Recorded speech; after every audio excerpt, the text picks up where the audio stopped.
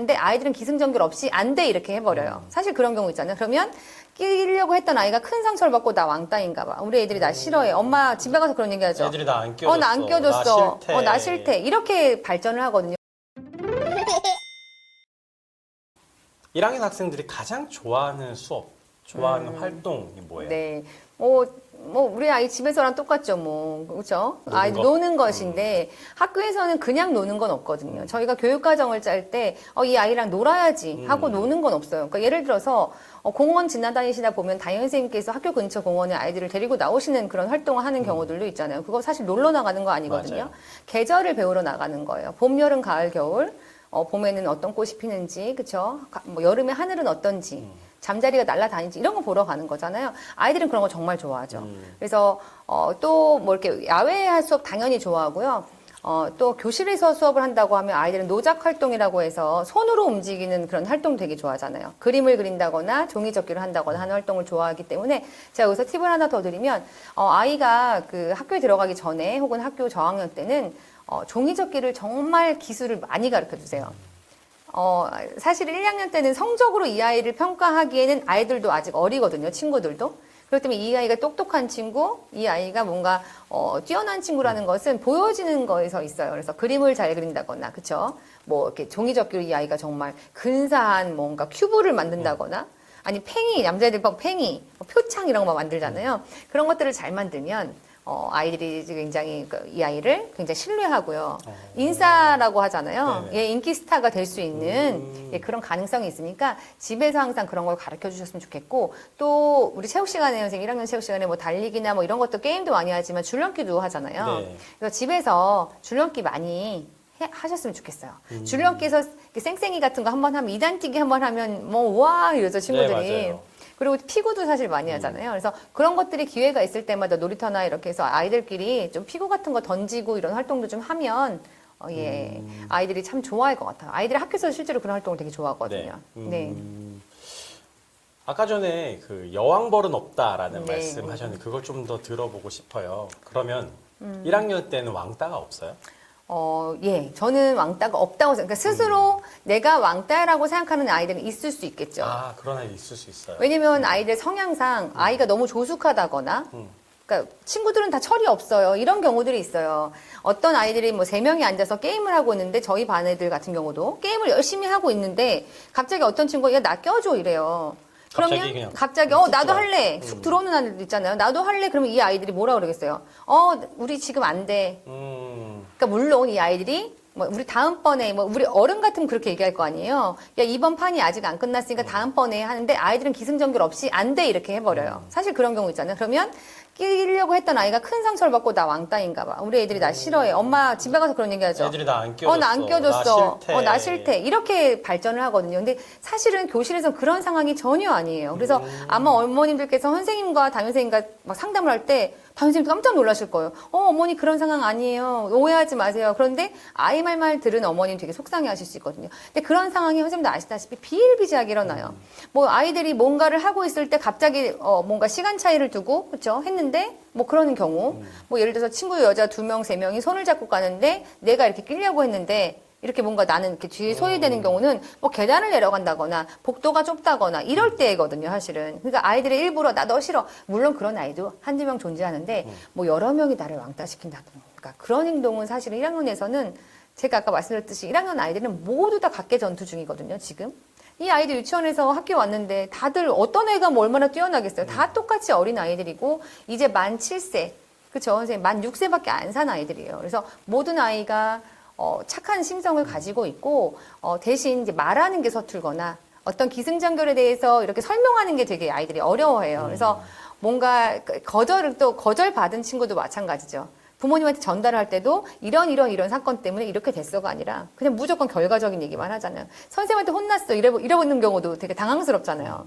그 저희도 민원 전화 올 때 저희 아이 혼내셨다면서 이러면 저는 안 혼낸 것 같은데. 네. 그러니까 뭐 이렇게 기승전결을 빼놓고 딱 결론적인 얘기만 하는 경우들이 있어요. 그러니까 아이들이 싸워서 선생님이 이제 하는 과정에서 중재하는 과정에서 이 친구한테도 잘 얘기하고 이 친구들한테 잘 얘기해서 잘 됐는데 아이는 집에 가서 자기 혼났다고 생각을 하는 경우들도 있거든요. 그래서 친구 관계에 있어서 너무 부모님께서 일일비하지 않으시고 약간 좀 아이를 평온한 상태에서 그랬구나 내일도 한번 다시 해볼까 아니면 뭐 이런 식으로 기회를 좀 주셨으면 좋겠어요. 그리고 정말 아이가 힘들어한다면 주말이나 이럴 때 아이들을 초대한다거나 그리고 놀이터에서 놀 수 있는 시간을 아직 어리니까 그게 가능하거든요. 네. 뭐 그런 시간 동안에 아이들이 좀 친분관계 싸울 수 있게 도와주시면 더 좋고요.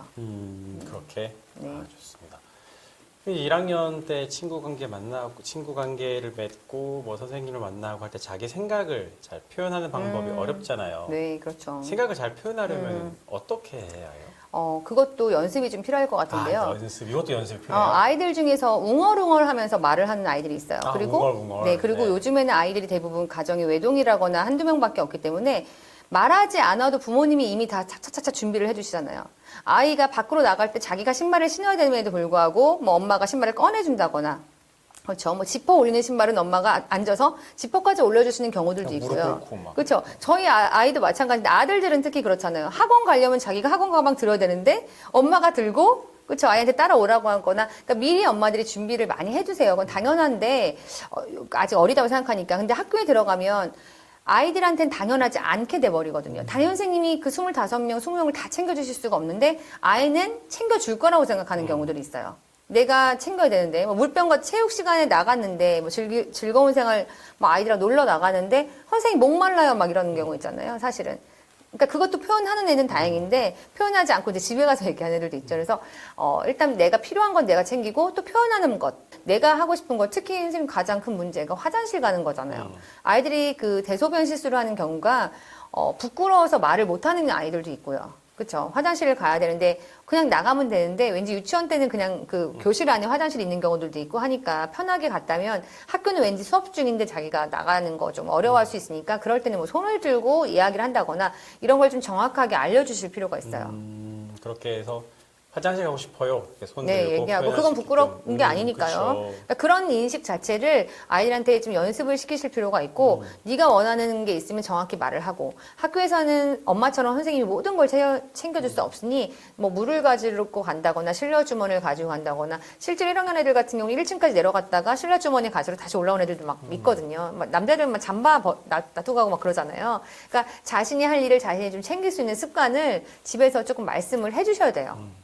네. 그리고 특히 선생님은 좀 무섭게 느껴질 수 있잖아요. 아이들이 처음에. 그러니까 선생님 무서운 분이 아니라는 사실도 너 이야기를 잘 들어주시는 분이라는 사실도 이야기했으면 좋겠어요.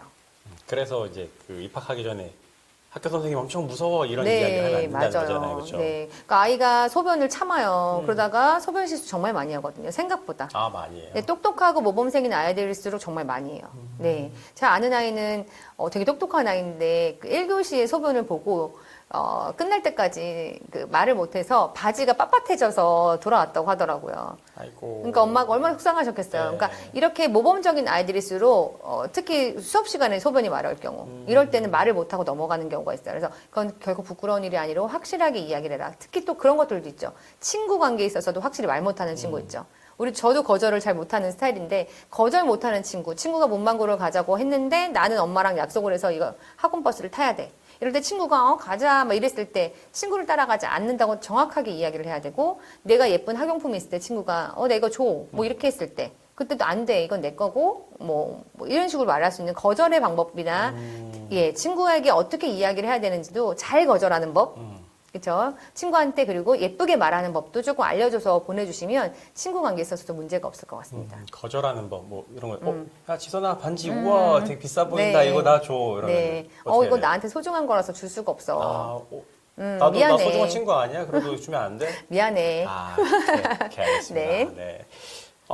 정리정돈 이야기를 한번 해보고 싶은데 우리 아이들도 마찬가지인 것 같아요. 가르쳐 주기 전까지는 정리정돈이 잘 안 되잖아요. 네. 정리정돈을 이렇게 잘 하는 방법이 있을까요? 어떤 장비라든지 어떤 네. 도움을 받을 수 있는 게 있을지. 제 초등교사 영업 기밀에는 정말 영업 기밀이 담겨져 있는데요. 아이들 사물함을 여는 순간 부모님들 깜짝 놀라시거든요. 공개 수업 때. 막 우르르 바바바박. 정말 우르르 쏟아져 나오는 경우도 있고요. 아이들이 사실 뭐 물티슈부터 시작해서 가지고 가야 될 것들이 있어요. 뭐 교과서는 기본이죠. 색연필, 12색 색연필, 12색 사인펜만 해도 24개의 펜에다가 뭐 가위나 풀 이런 것들에서 굴러다니기 좋은 물건들이 되게 많고 또 요즘에 뭐 물티슈 아까 말했던 그 뭐죠? 저 그 두루마리 휴지부터 시작해가지고 부모님들이 막 손세정제까지 보내주시는 경우들이 있어요. 손세정제부터 뭐 알코올까지. 그럼 정말 그런 잡다한 것들이 사물함 속에서 막 뒤엉키고 있거든요. 그래서 저는 장비빨 교육이라고 얘기를 하는데 다이소 같은 데 가셔가지고 1,000원짜리 1호 바구니나 2호 바구니 정도 사이즈를 사시면 돼요. 약간 불안하시면 1호 사시면 돼요.